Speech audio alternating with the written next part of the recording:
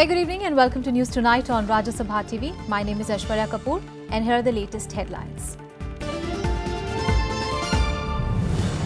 12.44 lakh crore rupees in demonetized notes collected so far. RBI urges public to freely use notes and not hoard them. Senior RBI official among 9 arrested in Bengaluru for allegedly exchanging 1.5 crore rupees in banned currency notes.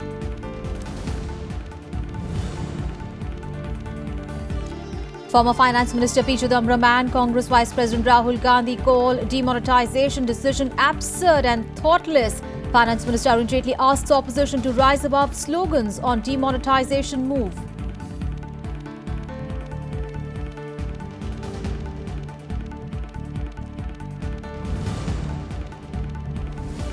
Death toll due to Cyclone Vardar rises to 18 in Tamil Nadu. Flights to Chennai resume as power is restored in the city. Storm likely to move west-southwest and weaken gradually into depression in the next 12 hours. Congress demands removal of Kiran Rijiju over 450 crore rupees hydroelectric project scam in Arunachal Pradesh. Union Minister denies allegations, calls it planted news.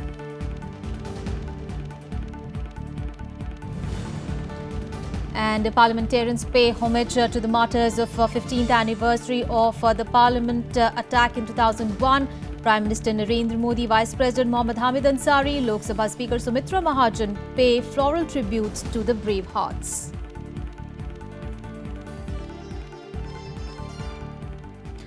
Well, a top story this evening, the Reserve Bank of India has asked the public to freely use currency notes in their possession and keep them in circulation instead of hoarding them. Urging the public to do so, the RBI also said that banks have already collected 12.44 lakh crore rupees in demonetized notes till now. Banks have collected 12.44 lakh crore rupees in demonetized notes since the decision was announced on November 8th. Addressing the media in Mumbai, RBI Deputy Governors S.S. Mundra and R. Gandhi also requested the public to freely use notes they have rather than holding them. The system has been continuously gearing up for supporting the circulation of notes in the hands of the public. Daily we are issuing more and more notes, getting it printed and issuing it, and this will be a continuous affair, and the public are requested to freely use the notes that they have in their hands rather than hoarding it. Meanwhile, a senior RBI official was one of 9 men arrested by the CBI in Bengaluru for allegedly exchanging 1.5 crore rupees in banned currency notes. Nearly 1 crore rupee was found in the raids that were conducted over the past few days. The arrested people allegedly charged between 15 and 30% for conversion. Reserve Bank of India and its team is also coordinating and collaborating with the various investigating agencies as they come back with the details of the action which are noticed by them. The CBI has also arrested an alleged Hawala operator KV Virendra in connection with the seizure of 5.7 crore rupees in new currency notes of 2000 rupee denomination. CBI has also registered a case against officials of 4 banks, the State Bank of India, State Bank of Mysore, ICICI Bank and Kotak Mahindra Bank. In an operation of this size, there are always elements who would have behaved otherwise than what is expected of them, and we are keeping a constant vigil on the same. We have issued elaborate instruction to all the bank managements to do the central data checking, and whenever they find any inconsistency, it should be pursued further through their internal audit mechanism. These arrests are the latest in a slew of arrests for money laundering or illegally exchanging currencies since November 8th, when demonetization became effective. Bureau Report, Rajya Sabha TV. Meanwhile, the Income Tax Department stares at a huge volume of black money cases post-demonetization. Now, limited manpower and infrastructure facilities are to probe instances of tax evasion will pose greater challenges. Now, tax litigations are also expected to surge. Take a look at this report. Once the demonetization deadline ends on December 30th, the income tax officials are expected to get into the act of scrutiny and assessment. The department tackles around 3.5 lakh cases in a year. But post-demonetization, reports say that even just 1% of the 40 crore bank accounts are deemed suspicious. It will translate into a staggering 40 lakh cases that will need scrutiny. Limited manpower coupled with almost 30 to 35% vacancies in the higher positions make the challenges even more enormous. It's a huge task. As on date, I don't believe the department has such a big setup with it to carry out verification. One way is a preliminary verification, which may not take much time, but if it is a detailed scrutiny, then it definitely is going to be a challenge to the department, and the department may need extra manpower. Experts also feel tax litigations will increase post-demonetization. Already around 73,402 tax appeals above 10 lakh rupees and 1,85,858 tax appeals below 10 lakh rupees are pending before the Income Tax Department across the country. If they start invoking the Benami Act, then they have to send notice to the person who gave the money. So both are going to contest in court. And there will be civil litigation, there will be litigation in revenue authorities, and that's the starting point. Then you go right up to the Supreme Court. The IT department is also expected to scrutinize unusual deposits made into accounts even if they are less than 2.5 lakh rupees. It can also red flag Jan Dhan accounts that were hardly active or inoperative and now suddenly have 50,000 rupees deposits. The Income Tax Department would be saddled with a large number of cases post-demonetization. Once the notices are sent, the tax department will have to wait for the response of the taxpayers. After scrutinizing the response and a preliminary inquiry, a tax appraisal would then be sent to the assessing officer. And the entire process is expected to be extremely cumbersome. Reporting from Delhi with camera person Jitendra, I'm Kriti Mishra for Rajya Sabha Television. And in related news, the Congress party today targeted the NDA government on the issue of demonetization, while a party Vice President Rahul Gandhi accused the Prime Minister of waging a war against the common people. Former Finance Minister P. Chidambaram termed the exercise a thoughtless move. Now, Finance Minister Arun Jaitley defended the government's decision, stating that the situation will normalize in a few weeks. The war of words between the government and the opposition on the issue of demonetization intensified on Tuesday. Congress Vice President Rahul Gandhi took the lead, visiting a food grain market on the outskirts of Delhi.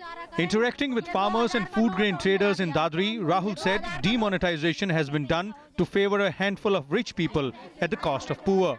गरीब लोग, किसान, मजदूर, महिलाएं सब line में खड़े हैं और जो काला धन वाले हैं वो बैंक के पीछे से पैसा निकालते हैं। मोदी जी ने कहा था मैं भ्रष्टाचार के खिलाफ लड़ूंगा। भ्रष्टाचार को उन्होंने बढ़ावा दिया।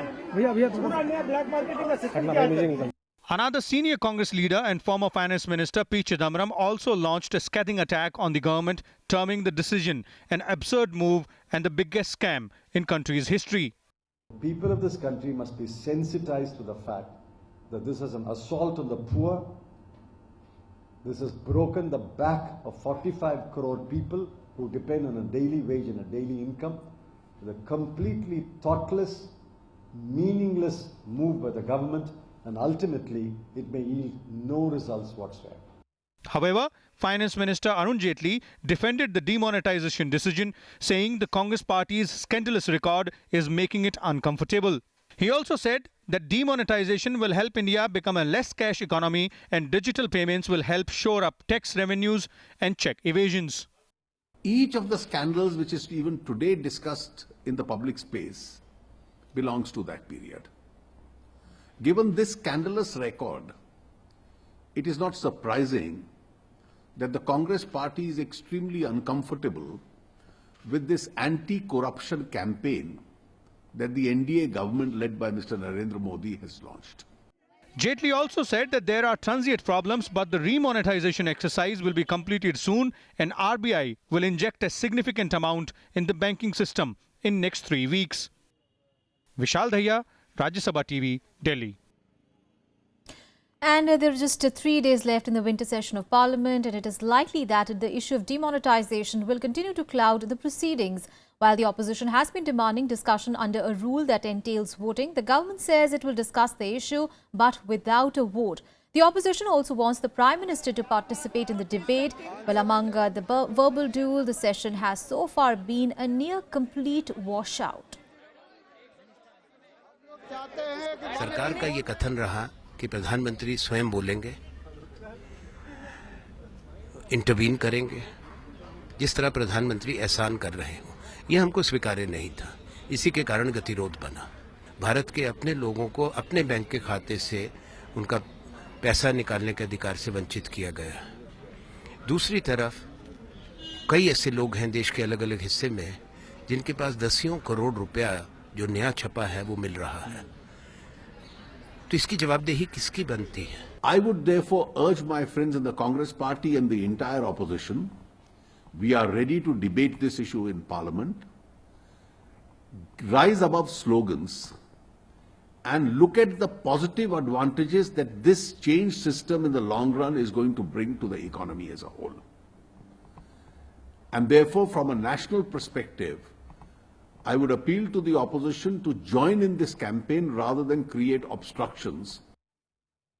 On to some other news now. Well, the nation today paid homage to the martyrs who sacrificed their lives while defending Parliament House from the cowardly terror attack on this day in 2001. Well, Prime Minister Narendra Modi, leaders from different political parties and MPs paid a floral tribute to the martyrs at the plug-in Parliament House this morning. Now, some of the martyrs' family members were also present during the ceremony.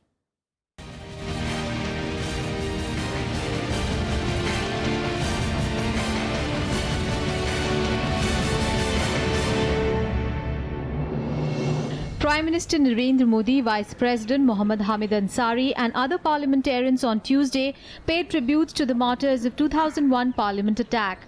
Parliamentarians including Lok Sabha Speaker Sumitra Mahajan, Congress President Sonia Gandhi, former Prime Minister Dr. Manmohan Singh placed wreaths in the Parliament House complex and observed silence in honour of the martyrs. सबसे बड़ी पंचायत है ये parliament और उसकी सुरक्षा में उन्होंने अपने प्राण न्यौछावर किए। इसलिए आज उनका उस दिन को हम लोग शहीद दिवस के रूप में मनाते हैं और अपनी श्रद्धांजलि अर्पित करने के लिए हम सब लोग यहाँ मौजूद हैं। डेमोक्रेसी के मंदिर को, टेंपल बचाने के लिए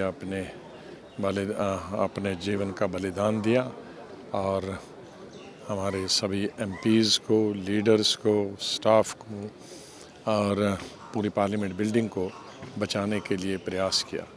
तो ऐसे शहीद अमर होते हैं जो देश के लिए बलिदान देते हैं। On 13th of December 2001 at about 11:30 am, 5 heavily armed Jaish-e-Mohammed terrorists stormed the Parliament House complex just a few minutes after both Lok Sabha and Rajya Sabha were adjourned. All the terrorists who were armed with AK-47s and hand grenades were killed before they could enter the main building. 5 Delhi police personnel, a woman Central Reserve Police Force official, 2 Parliament Watch and Ward staff and a gardener were among 14 people who lost their lives in the attack. इस दिन को याद करते हैं तो हम तो ये समझते हैं कि ये लोग हमारे साथ खड़े, ये हमारे सहयोग के लिए खड़े। जब भी इनको हमारी ज़रूरत है, हमें इनकी ज़रूरत है, वो तैयार है। हमने जब जब इनसे काम लिया, हमें सहयोग दिया। श्रद्धांजलि तो हम अपने घर पे भी देते हैं, लेकिन ये थोड़ी है यहाँ ला के बुला लिया, बस ना कोई बात करता है, ना कुछ पूछता है कि आपको क्या परेशानी है, क्या नहीं है। पूछना तो चाहिए लोगों को, लेकिन ऐसा कोई सिस्टम ही नहीं है इनका। Mastermind of the attack, Afzal Guru, was subsequently arrested by Delhi police and was later hanged on 9th of February 2013. With Pranav Goswami and Panchanan Mishra, Bureau Report, Rajya Sabha TV. Well, time for a very short break. We'll be back with more news. Stay tuned.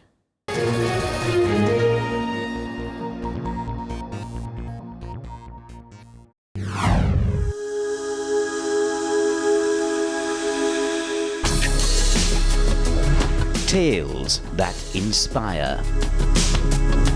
Stories of social change. A salute to diversity. Promoting public discourse. Events that motivate. Inspiring the innovative spirit. Watch Rajya Sabha television documentaries.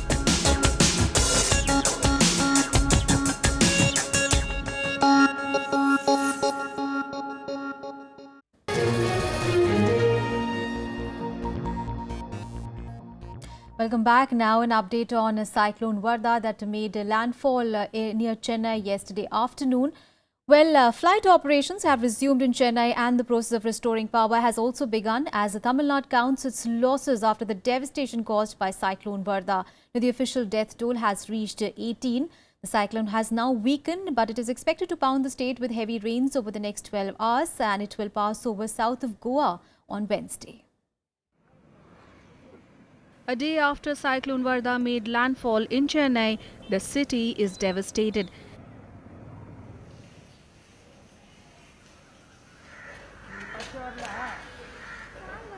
Chennai woke up to thousands of uprooted trees, broken billboards, snapped telephone and power lines, even as low-lying areas reported severe waterlogging. A total of 10,432 people were rescued by 19 NDRF teams in different parts of Tamil Nadu.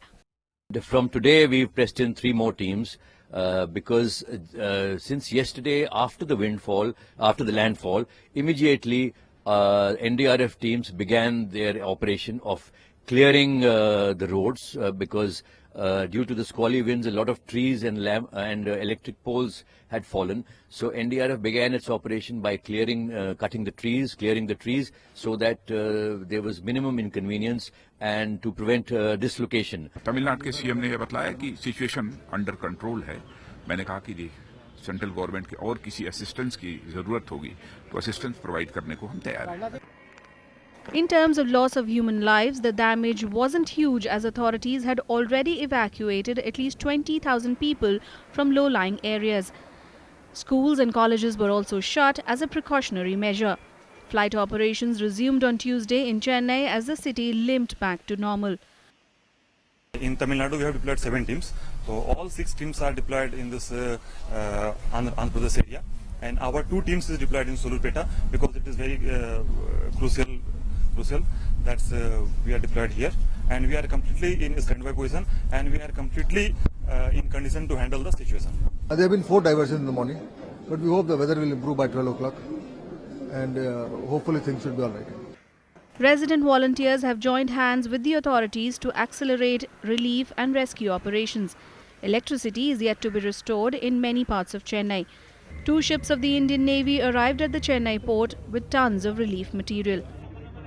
The ships have come with relief material, which include food, clothes, blankets, tents, medicine for distribution to the people of Chennai. We are in complete coordination with the state government.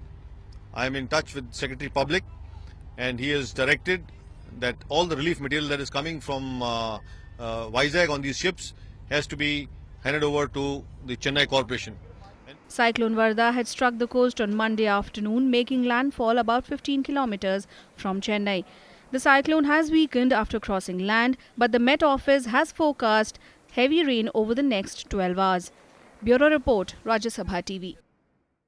And big developing story coming from the northeast, where the Congress today demanded the resignation of Union Minister Kiren Rijiju in connection with the scam involving 450 crore rupees hydroelectric project in Arunachal Pradesh. Now, brushing aside the allegations, the Minister of State for Home Affairs called the reports planted news. The Power Ministry also denied reports of the irregularities, saying that Rijiju had no role in payment release. The Congress on Tuesday accused Union Minister of State for Home, Kiren Rijiju, of involvement in a 450 crore rupees hydroelectric scam in Arunachal Pradesh. It has demanded his resignation till an investigation is conducted. The party also released an audio tape of a purported conversation between Rijiju and his cousin about the 600 megawatt power project. It also demanded an investigation against all the senior officials associated with the project. किरण रिजिजू जी की भूमिका इस पूरे मामले में संदेह के दायरे में है और उसके प्राइमा फेसी सबूत ये उपलब्ध है. एक दिन भी गृह राज्य मंत्री माननीय किरण रिजिजू जी को अपने पद पर बने रहने का अधिकार नहीं. प्रधानमंत्री जो पारदर्शिता और ईमानदारी की बात करते हैं, उन्हें चाहिए कि वो इसकी जांच एक निष्पक्ष एजेंसी से करवाएं. तब तक गृह राज्य मंत्री को अपने पद से बर्खास्त करें. Rijiju, however, brushed aside all allegations of corruption levelled against him and his distant cousin. He said people planting such news will be beaten up with shoes if they came to Arunachal. This is shameful. Who has planted this news? to help your own people is corruption. Sir आपने letter नहीं लिखा? अभी छुट्टी हाँ लिखेंगे। आपने लिखा था लेटर? ये जो ये न्यूज़ प्लान कर रहे हैं ना, हमारे वहाँ आएंगे तो सब जूते खाएंगे। Rijiju, his distant cousin, a contractor, and several other officials of the Northeastern Electric Power Corporation have been accused of corruption in the construction of the biggest hydroelectric project in Arunachal Pradesh. Their names have been mentioned in a 129-page report submitted by the Public Sector Undertaking's Chief Vigilance Officer. Bureau Report, Rajya Sabha TV. Let's get you some more national news in Nationwide. Large parts of northern India were enveloped in a thick fog, resulting in delays in flights and trains. As many as 81 trains were running late, with 10 trains rescheduled and 5 cancelled due to the foggy weather conditions. While 5 international and 8 domestic flights were delayed, 2 were cancelled. States like Bihar, Punjab, Haryana were also affected by the fog. Separatist shutdown resumed on Tuesday in Srinagar after a 3-day relaxation. Apart from a few roadside vendors, markets in Srinagar remained shut and only a few vehicles were seen on the roads as the city wore a deserted look yet again. A day after he was removed as the director of Tata Industries, a former Tata Sons chairman Cyrus Mistry was dropped from the board of Tata Consultancy Services today. The decision to remove him was taken after the IT services company held an extraordinary general meeting of shareholders. Ishaq Hussain, a TCS director, was handled the position until a new chairman is found. On Tuesday, Uttar Pradesh Cabinet, headed by Chief Minister Akhilesh Yadav, approved the 7th Pay Commission recommendations for the hike in salaries of state government employees there. The employees are set to get a 25% hike in their salaries. With the upcoming assembly polls, the Samajwadi Party is expected to table another supplementary budget in the assembly session that begins on 21st of December. Let's now get to the top international story. Well, residents of east of Aleppo are sending out desperate messages imploring the international community to save them as they are trapped in besieged districts of the Syrian city. This as a heavy bombardment continues with the Syrian army and its allies in the last moments before declaring victory in Aleppo. Government forces have almost taken control of the entire territory that was once held by the rebels.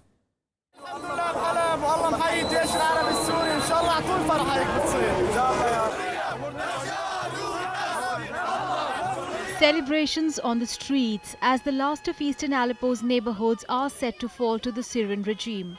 A bloody end to the 4-year battle for the control of the city. The Assad government already controls western Aleppo, and now its troops claim to have taken control of 98% of the east as well. The government forces entered here on 27th of November, backed by continual airstrikes.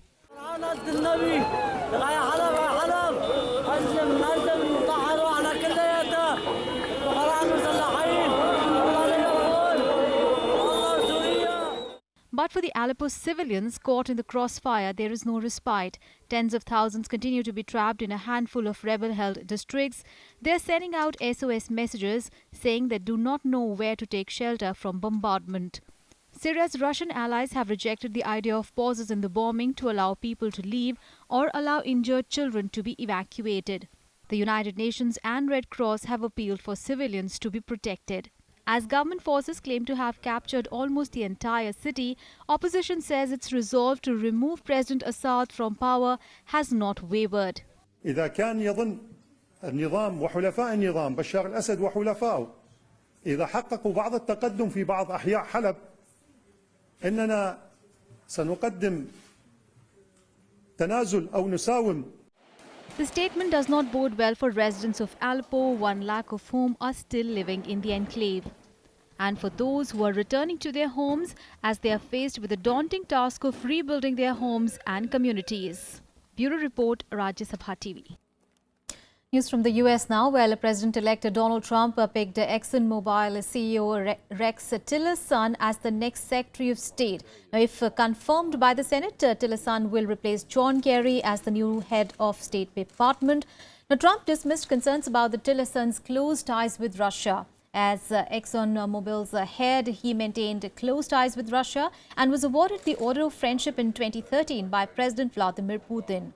Now, Trump, meanwhile, delayed an announcement till January on how he plans to step back from running his business empire to avoid conflicts of interest. In a tweet, he said that although he was not mandated by law to do so, he would still leave his businesses before 20th of January after taking over as the president. Now, Trump also said that his sons will run his businesses during his presidency, but there will be no new deals.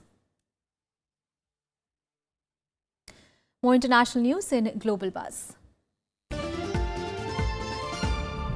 The last survey ship searching for missing Malaysian Airlines Flight 370 began its final operation on Monday night. Dutch-owned Fergo Equator left the Australian port of Fremantle and is expected to finish scoring the final portion of the search area by early 2017. Now, several ships have combed the vast search area in the Indian Ocean since the plane disappeared in 2014, but no wreckage or any clues to the whereabouts of the plane have so far been found. Former Italian Prime Minister Matteo Renzi formally handed over power to newly appointed Premier Paolo Gentiloni on Monday evening. Earlier, Gentiloni took his oath of office with his cabinet ministers, who mainly remain unchanged from his last cabinet, in a sign of continuity aimed at reassuring financial markets. Renzi had resigned last week after a referendum vote opposed his plans to make changes in the constitution. The United States, South Korea and Japan have pledged to work closely together to impose sanctions against North Korea for its nuclear missile tests. The nuclear envoys from the three countries met in Seoul for the first time after the UNSC imposed sanctions against North Korea in late November. These sanctions are aimed at cutting the North's annual export revenue by a quarter in response to its fifth and largest nuclear test that it conducted in September.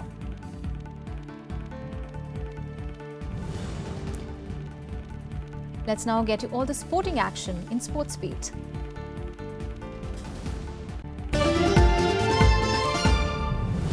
Ace Indian queuist Pankaj Advani won his 11th World Billiards Championships title in the 150 up format in Bengaluru on Monday. Advani beat multiple world champion Gilchrist by 6 games to 3 in a gripping final contest to wrap up his 16th world title overall. Five-time world champion Vishwanathan Anand drew against Michael Adams in the 4th round of the London Chess Classic. Now, Anand, who has the 2 points, will play Philippines-born American Wesley next and must win to keep his title hopes alive. Now, Anand began the tournament with a draw against world number 2 Fabiano Caruana, following it with a win over world number 4. The 47-year-old, however, lost to Hikaru Nakamura in the 3rd round. Real Madrid forward Cristiano Ronaldo beat rival Lionel Messi to win the prestigious Ballon d'Or award for the 4th time. Ronaldo led Portugal to their maiden Euro triumph and also helped Real Madrid win the Champions League this year. Ronaldo is second on the all-time winners list behind Messi, who has won the prestigious award 5 times.